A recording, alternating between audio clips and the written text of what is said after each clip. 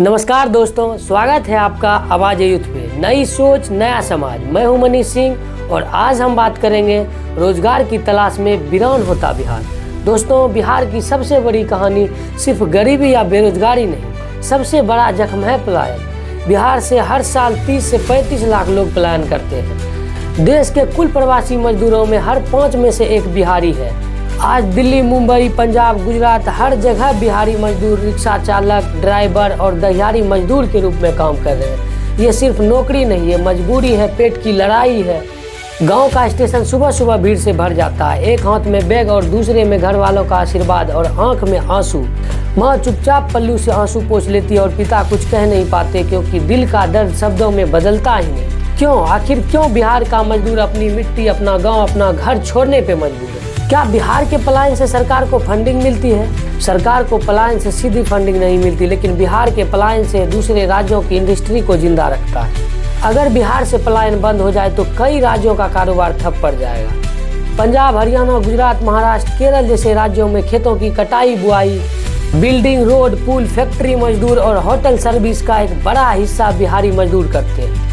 अगर ये मजदूर एक साथ वापस लौट जाए तो वहाँ मजदूरों की भारी कमी हो जाए। 2020 के लॉकडाउन में यही हुआ था। प्रोजेक्ट रुक गए, खेतों में फसलें सड़ने लगी और मजदूरी रेट अचानक बढ़ गया। बाहरी राज्यों को सस्ते और मेहनती लेबर चाहिए और बिहार इसे सप्लाई करता है। जब तक बिहार में फैक्ट्री, उद्योग और बड़े रोजगार नहीं बनेंगे, पलायन नहीं रुकेगा। दुख की बात तो यह है कि बिहार के मजदूर दूसरे राज्यों की अर्थव्यवस्था का इंजन बने हुए हैं, लेकिन बिहार खुद खाली हो रहा है। यहाँ गांव सूने और खेत बंजर होते जा रहे हैं। सरकार की कमियां, उद्योग नीति का सही ना होना। बिहार में बड़ी फैक्ट्रियां और मैन्युफैक्चरिंग यूनिट्स बहुत कम है।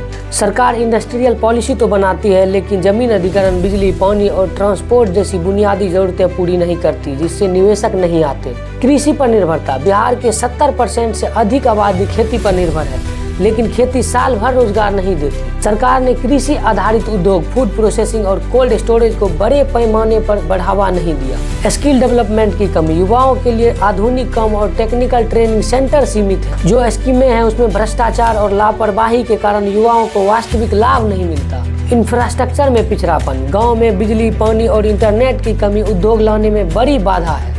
माल ढुलाई के लिए ट्रांसपोर्ट नेटवर्क बहुत कमजोर है। स्थान रोजगार योजना की कमी। मनरेगा जैसी योजनाएं कागज पे तो है, लेकिन युवाओं को लंबे समय तक टिकाऊ रोजगार नहीं देती। सरकार रोजगार के नए मॉडल जैसे MSME, स्टार्टअप टूरिज्म को सक्रिय रूप से लागू नहीं करती। सरकार को बदलाव लाने चाहिए। बड़े पैमाने पर उद्योग और निवेश, बिजली, पानी, सड़क का मजबूत नेटवर्क बनाकर राज्य में फैक्ट्रियां और इंडस्ट्रियल पार्क स्थापित करना। निवेशकों को टैक्स छूट और आसान नीतियां देकर आकर्षित करना। कृषि आधारित उद्योग का विस्तार। चावल, मक्का, गन्ना, फल, सब्जी का प्रोसेसिंग फैक्ट्रियां लगाना। कोल्ड स्टोरेज और वेयर हाउस की व्यवस्था करना, ताकि किसान सीधा बाजार से जुड़े। Skill training centre. हर जिले में आधुनिक तकनीकी ट्रेनिंग सेंटर खोलना। युवाओं को डिजिटल, टेक्निकल और सर्विस सेक्टर के काम सिखाना। इंफ्रास्ट्रक्चर विकास। गांव, सड़क, 24 घंटे बिजली और हाई स्पीड नेटवर्क देना।